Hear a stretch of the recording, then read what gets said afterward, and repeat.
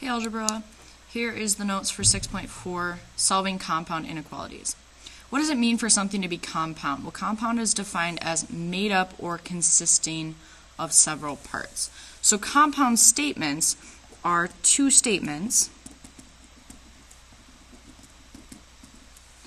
involving the words and,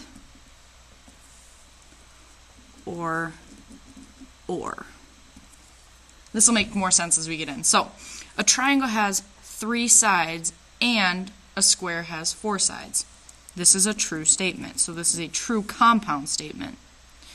A triangle has 3 sides or a hexagon has 5 sides.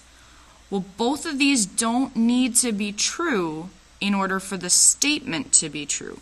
So because this part is true, even though this part is false, the statement itself is still going to be considered true. For the record, a hexagon has 6 sides.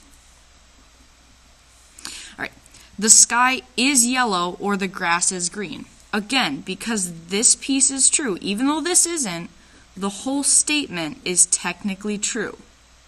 This is the big idea here, is both pieces don't have to work. A horse has 4 legs and a duck has 2 legs. All right, well that's true because both pieces have to be true. Notice with and, we need both to work. With or, we only need one to work. So for this one, 5 is less than 4 or 6 is less than 8. Well, you got part of a true statement there, so unfortunately, even though it doesn't make much sense with the first piece, this whole thing is true. All right, with this one though, because it's an and, both pieces must be true for us to write it. So let's see. Is 4 greater than 0? Yes. Is negative 4 less than 0? Yes. True. Is 3 less than 4? Yes. Is 2 less than 2? No. So because this is not true, and it says the and, meaning they both have to work, this statement is false. All right, let's keep going here. Compound inequalities containing and. So, if we actually use the math version of this, let's see what this looks like.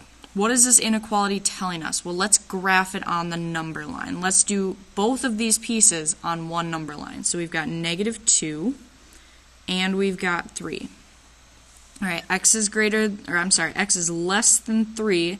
Says I'm going this way. I'm not going to connect them just yet, just to see what happens, but I know that my 3 is going that way. And x is greater than or equal to negative 2. So x is equal to, it's greater than. Notice those arrows met up.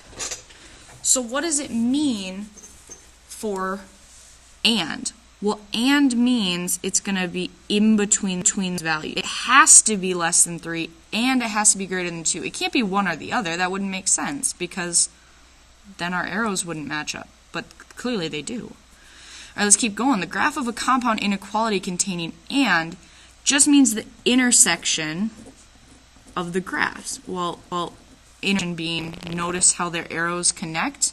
That is their intersection. In other words, both statements must, I'm going to put that in all caps, must be true. Not too bad, right? All right, let's jump over to day 2 of this. Let's see what this looks like when we're talking about story problems. So the word within tells us that we're going to be using inclusive symbols, meaning less than or equal to or greater than or equal to, because they have the or equal to underneath.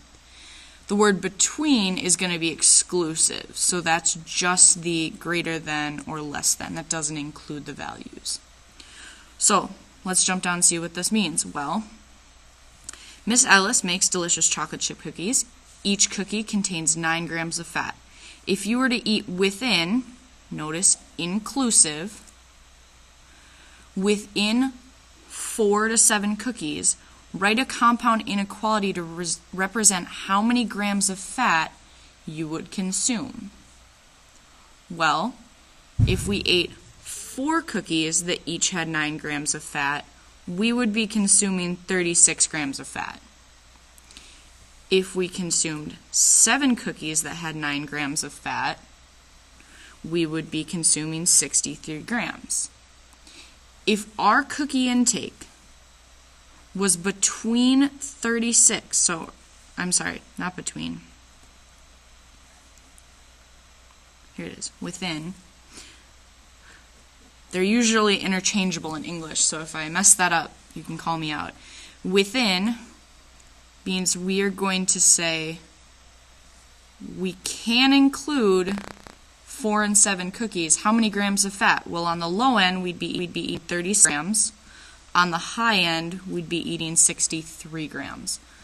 So our cookie intake of fat would be 36 grams to 63 grams of fat. And I like to write this out just to see it without the inequalities, just to make sure that it makes sense to me. But our eventual answer, if we're writing it in math terms, is going to be this one here. All right, let's jump down to the next one. This one says, when a runner trains at his or her anaerobic threshold, their heart rate is between 110 to 130 beats faster than their resting heart rate. If Charlie's resting heart rate is 63 beats per minute, write a compound inequality representing the range of heart rates Charlie could have while training at that threshold. So we're going to take his base heart rate and we're going to add the lower end, because it says he could be 110 above or he could be 130 above. Well, what's the low end of his heartbeats? It could be 173. What is the high end? It's 193. So his heart rate, you can use X for this as well if it makes more sense to you. I like to use the variable that makes sense. So if we're talking about heart rates, I'm going to use H. His heart rate can be anywhere between, because we cannot include these values, 193 heartbeats per minute or 173 heartbeats per minute. Because we're just talking about the high and low end of his heart rates. So when you're solving these equations, essentially you find them as if they were equalities. You put them into this idea of, am I including the upper end? Like I was up here, I'm including that 63rd gram of fat, or am I not including? I'm saying he can get up to 192 heartbeats per minute, but he cannot get up to 193. Again, story problems are going to take a little bit of practice, so if you don't get it right away, don't panic.